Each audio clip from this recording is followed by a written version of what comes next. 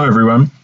I'm trying something a bit new this year because I have a new computer, so I'm trying to use screen capture for podcasts where it's useful, and hopefully this is a useful way of covering Act 3, which we lost our class time to cover.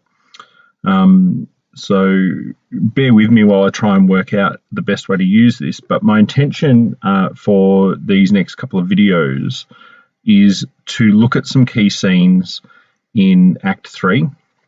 I'm going to use the Globe production for two reasons. Number one, I think it's easier to follow it than me reading with just the audio. And number two, it gives me an opportunity to talk about some comparison. So I want to look primarily at two scenes. One of them is scene 1, and that's obviously the scene that's on the screen at the moment. And the other one is scene 4, and they're really the two main scenes in this act in terms of stuff that's important and stuff that's worth spending some time on. You do have some questions and some material to look at scene 2 and 3 as well, but they're very short and very straightforward, so I think you should be more than capable of doing that on your own. So where we start here, as your book says, is, as the copy of the script that you're using says, is that Feste juggles with words, declining to give Viola a straight answer. He comments skeptically on the slipperiness of language, on Viola herself, and on the foolishness of husbands. And so what I think you get from this first interaction, which we're just going to touch on very briefly, is the fact that Feste probably knows more than he's suggesting. What we'll do then is we'll really pick up on the interaction between Sir Toby, Viola, and Sir Andrew, which then goes on from there. So what I'll do is I'll play little bits of this, pause it, and have a bit of a chat with you about what we're seeing at the same time. Okay, so here we go. So Act 3, Scene 1. Save thee, friend, and thy music. Dost thou live by thy tabor? No, sir, I live by the church.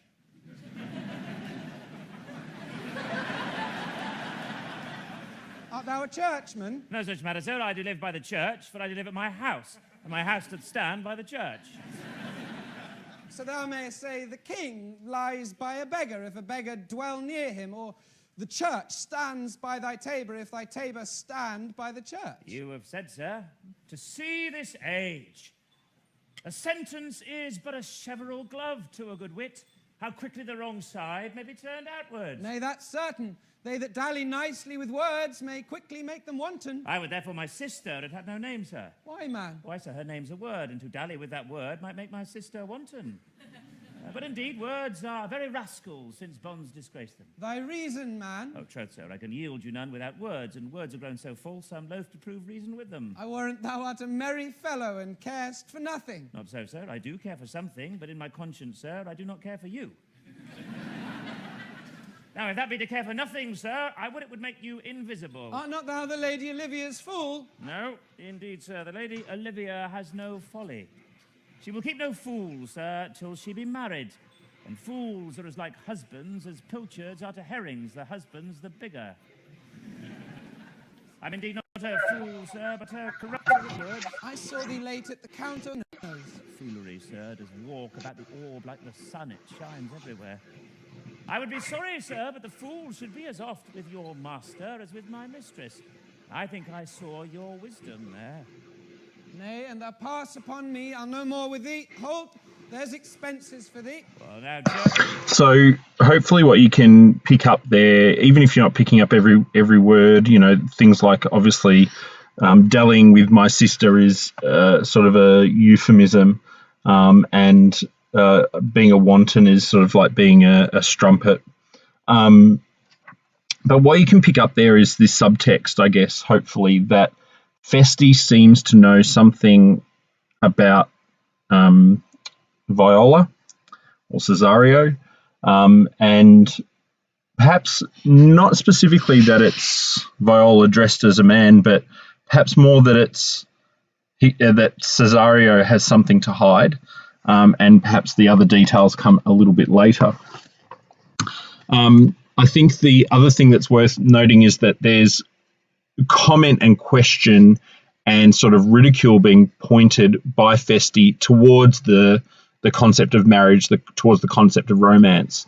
And so perhaps trying to teach Viola Cesario something about the idea of love, and detecting that this is something that perhaps this character needs to know because they currently don't fully understand or appreciate it. In his next commodity of hair, send thee a beard. By my troth, I'll tell thee, I am almost sick for one, though I would not have it grow on my chin. Is thy lady within? Would not a pair of these have bred, sir? Yes. Being kept together and put to use. Oh, I would play Lord Pandarus of Phrygia, sir, to bring a Cressida to this Troilus. I understand you, sir. 'Tis well begged. The matter, I hope, is not great, sir. Begging but a beggar. Cressida was a beggar.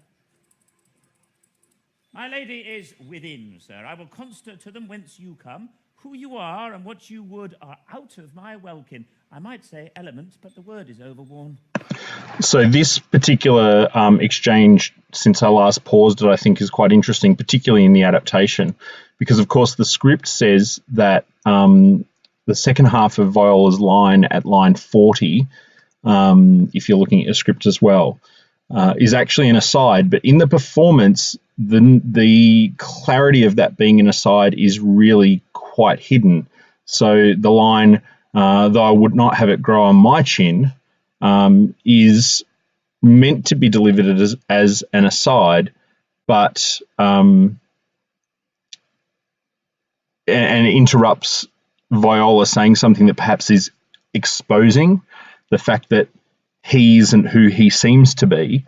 But here on the screen, what you've probably worked out is that it doesn't really seem like an aside. It seems like it's being spoken to Feste. And that, I think, is a choice by the director, because what then is said in Feste's last exchange, you know, the emphasis on the word sir, my lady is within, sir. I will conjure to them whence you come. Who you are and what you would are out of my welkin is, you know, unknown to me, you know. The idea that Feste suddenly starts talking about not knowing who Cesario is or what they're pretending to be, I think comes from some exposure in the choice of that performance of the aside not really being an aside. You know, and then the use of the word welkin, which means, if you look at your notes, means sky, is then played on with the word element in the last line of Feste's dialogue, where he says, you know, the use of the word element, the sky, is overworn, exposes the fact that things aren't always as they seem. That's the sort of subtextual meaning there. And so there's some stronger suggestion, I think, in the performance of that, in the tonality of the voice, in the exchange of looks, the facial expressions, that exposes the fact that Feste knows more than he seems to know.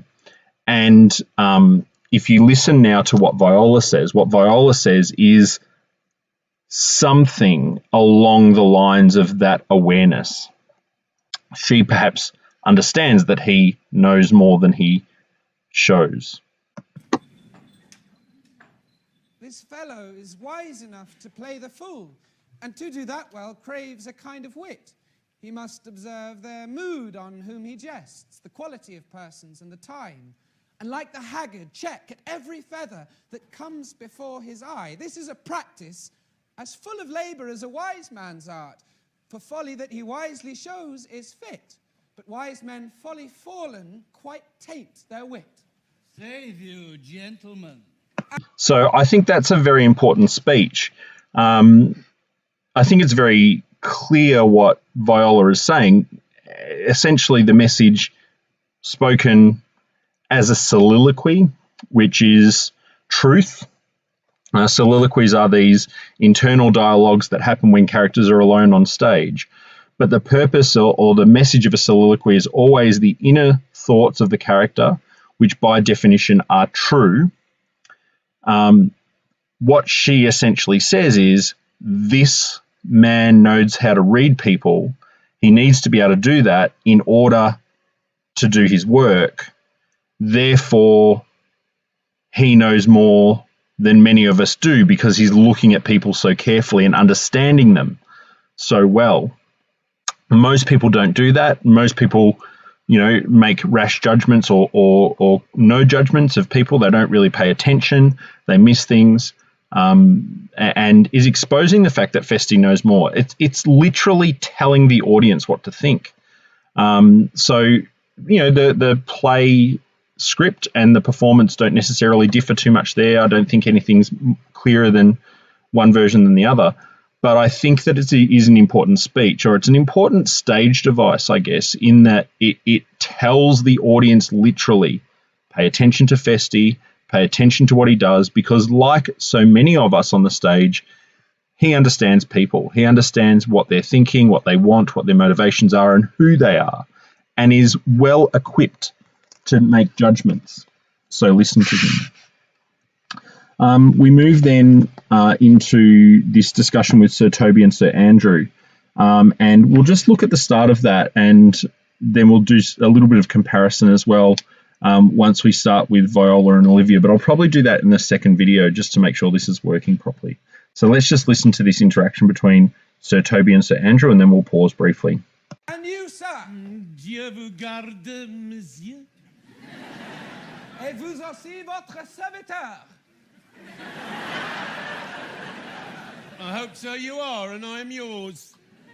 Will you encounter the house? My niece is desirous you should enter if your trade be to her. I am bound to your niece, sir.